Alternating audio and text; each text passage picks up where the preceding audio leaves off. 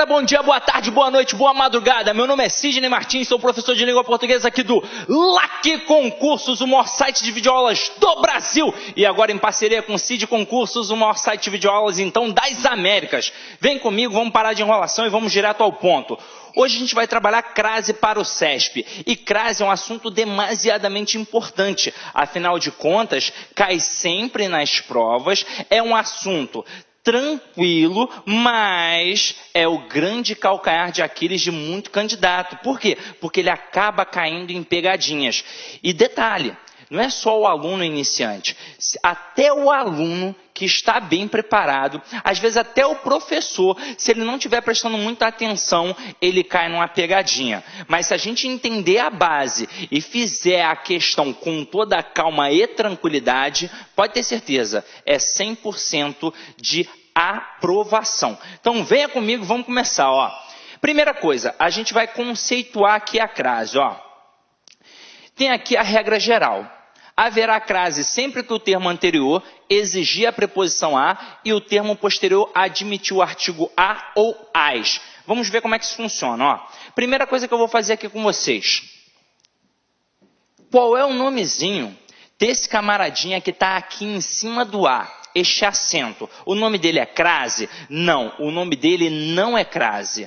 O nome dele é acento grave indicativo do fenômeno da crase, que é a fusão entre duas vogais idênticas. Então esse camaradinho aqui, ele é um acento grave indicativo do fenômeno da crase, que é a fusão entre duas vogais idênticas. No caso, a preposição mais a artigo. Aí eu te pergunto, é o único caso de crase que a gente tem na língua portuguesa? Não, nós temos diversos, nós temos centenas de casos de crase, não só na língua, mas em outras línguas também. Só para citar como exemplo, a palavra dor que nós conhecemos, ela foi tendo uma modificação durante o tempo. Ela já foi dolore, ela já foi dolor, ela já foi dor, até finalmente chegar a palavra dor. Antes da palavra dor, quando foi door, nesse momento aqui, o que a gente fez? A gente fez ou não fez a fusão entre duas vogais idênticas? O nome disso é crase. Agora, isso vai cair na tua prova do concurso público? Não. Isso pode cair na prova do camarada que é professor de língua portuguesa e vai fazer uma especialização, um mestrado, um doutorado, ou então vai fazer uma prova para professor de língua portuguesa. Porque o avaliador, nesse momento, ele quer saber se aquele professor de língua portuguesa domina o processo de variação diacrônica, ou seja, a história da língua. E se ele conhece essa possibilidade aqui. Agora, para você, ele vai cobrar essa estrutura. E vamos entender por quê. Nesse processo de crase aqui, nós temos apenas um princípio, que é o princípio fonológico. Afinal de contas, é a fusão entre duas vogais idênticas. Agora aqui, nós temos princípio fonológico? Sim, nós temos. Afinal de contas, também é a fusão entre duas vogais idênticas. Mas nós também temos o princípio morfológico, porque aqui é um A preposição mais um a artigo. Então, eu tenho um princípio fonológico, fusão de duas vogais idênticas. Eu tenho um princípio morfológico, porque são classes gramaticais diferentes. E agora tem um princípio sintático, ou seja, nós temos três princípios a analisar. Qual é o princípio sintático? É a regra geral. O termo anterior vai exigir a preposição a e o termo posterior vai admitir o artigo a. Por que no dia da prova eu erro? Porque eu tenho a mania de olhar só para quem está antes do a. Geralmente o aluno faz isso. Aí ele esquece de olhar para quem está depois. Então o termo anterior vem pedindo a preposição a, o aluno fica feliz da vida e coloca o acento, coloca a crase, mas ele esquece de olhar para o termo posterior. Vamos ver como é que isso funciona. Acompanha aqui comigo,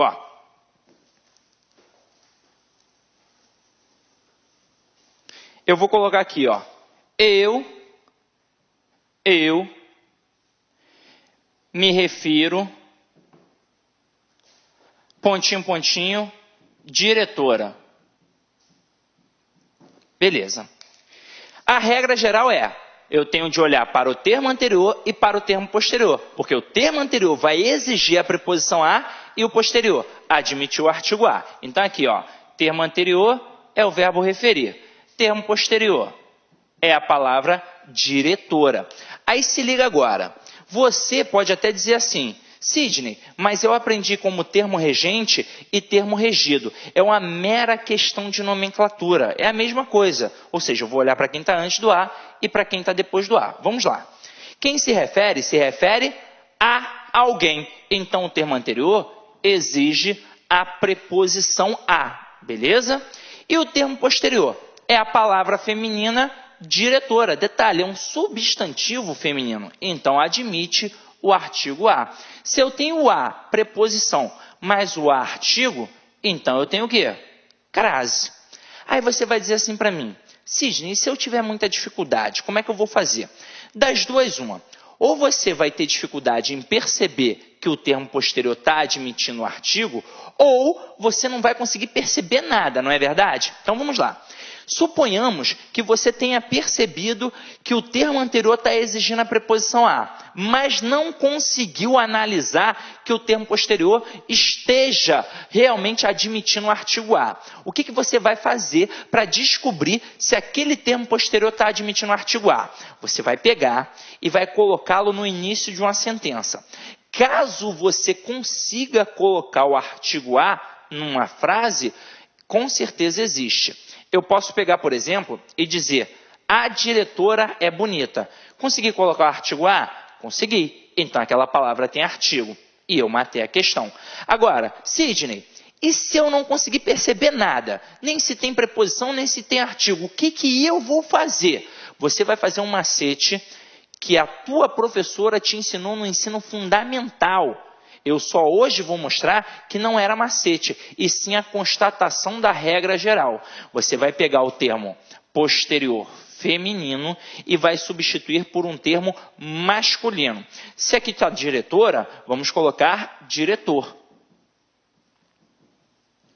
E vamos ver agora como é que vai ficar a frase. Então eu coloco, eu me refiro, pontinho, pontinho, diretor. Agora, diz para mim, como é que vai ficar? Vai ficar, eu me refiro ao diretor. Então, na época da escola, quando a professora falava que a substituição do termo feminino pelo masculino, caso acarretasse o ao, nós teremos crase, vamos entender agora por quê. Na hora que eu digo, eu me refiro ao diretor, este a é uma preposição que foi exigida pelo termo anterior, porque quem se refere a alguém. E este o é um artigo que está sendo admitido pelo termo posterior. Por que artigo o? Porque é uma palavra masculina. Basta eu jogar para uma palavra feminina que será o artigo a. Tranquilo? Sidney, e se for aquele as craseado? Vamos lá. Se esse a craseado é a fusão da preposição a mais o artigo a, e ao perceber que tem o ao, eu percebo que tem preposição a mais artigo, eu sei que esta construção está diante de um termo no singular. Agora, quando eu pego o as craseado, é a fusão da preposição a mais o artigo as, ou seja, este termo estará diante de uma palavra feminina no plural. Para eu descobrir se aquela crase está ou não está certa, se precisa ou não precisa, eu vou pegar a palavra feminina que vem depois do as e vou substituir por uma palavra masculina. Mas se a palavra está no plural, eu vou substituir por outra também no plural. Caso acarrete a construção aos, eu vou perceber que tem preposição mais artigo no plural, portanto tem crase. Então, se ali, ao invés de diretora, eu tivesse colocado diretoras, eu aqui teria de colocar diretores. Então, como ficaria? Ficaria, eu me refiro aos diretores. Se tem aos aqui, aqui é as, didaticamente falando, craseado. Até aí, tudo bem? Então, olha só, resumo da ópera, meu companheiro. Se você está na dúvida, substitua o termo feminino por um masculino. Acarretou na construção ao, tem crase no singular. Acarretou na construção aos, tem crase no plural. Sidney, fiz a substituição do termo feminino por um termo masculino e não ficou o ao. Tem crase? Não. O que pode acontecer? Você pode substituir a palavra feminina pela masculina e pode manter apenas o A. O que vai acontecer? Aquele A que você está analisando é apenas uma preposição. Agora, se você substituir a palavra feminina por uma masculina e ficar um O, você sabe que aquele termo que está analisando é apenas um artigo. Até aí, tudo bem? Tranquilo? Agora vamos lá. A base está aqui. É claro que isso daqui tem 99,9% de eficácia. E agora eu vou testar o conhecimento de vocês, beleza? Então vem aqui comigo, ó. Eu vou colocar 4 frases aqui para a análise e vou perguntar se tem ou não tem crase, beleza? Então aqui, ó. Fui à feira. Opa! Fui à feira. Cheguei à escola, cheguei à casa e visitei a casa do Pedro. Vamos lá, ó. Primeira coisa que eu vou dizer aqui antes da gente começar a nossa brincadeira, porque é muito comum o aluno falar assim para mim: Sidney, por que você e todos os materiais de língua portuguesa sempre enfatizam a crase com o artigo, tendo em vista que a gente também tem crase com os pronomes? E aí, como é que fica? Vamos lá, ó.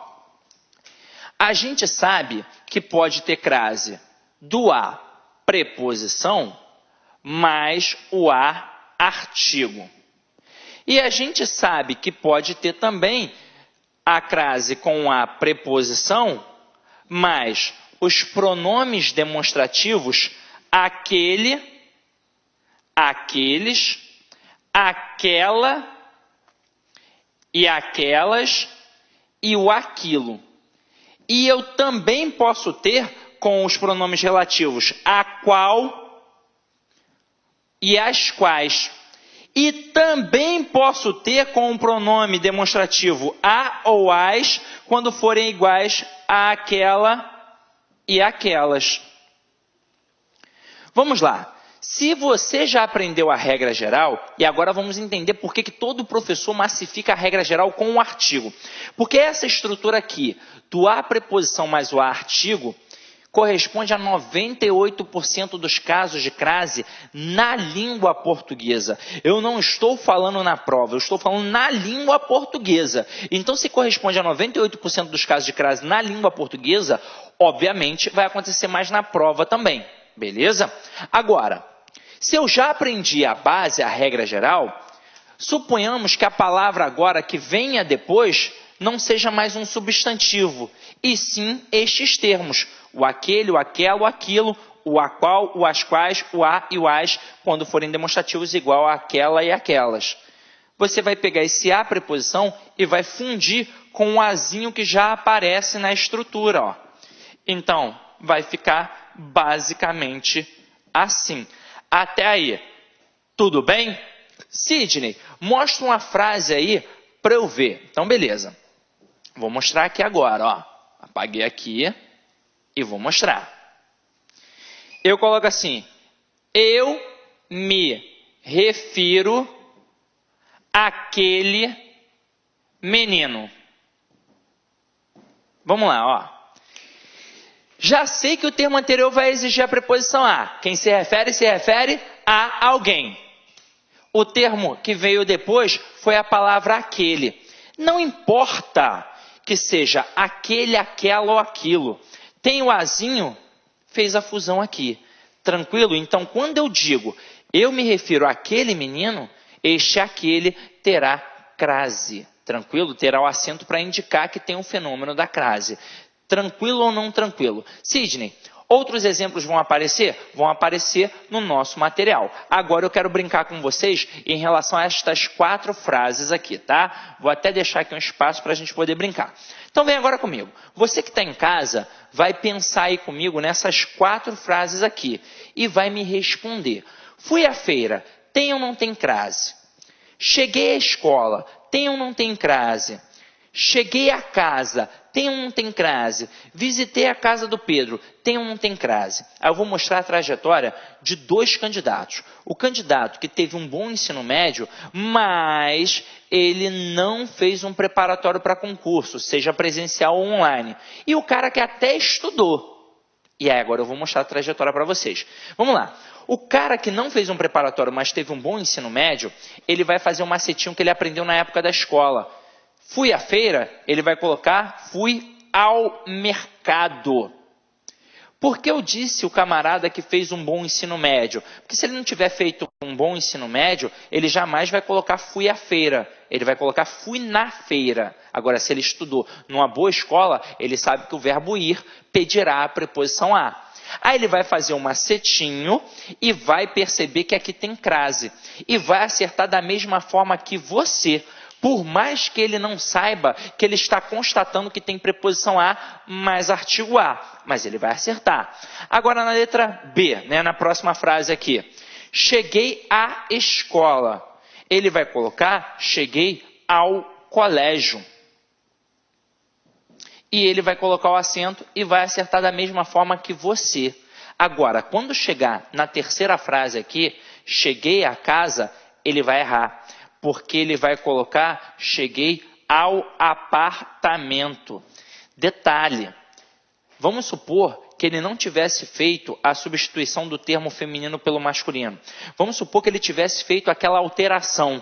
Pegasse a palavra que está depois e colocasse no início e montasse uma frase tentando colocar o artigo a.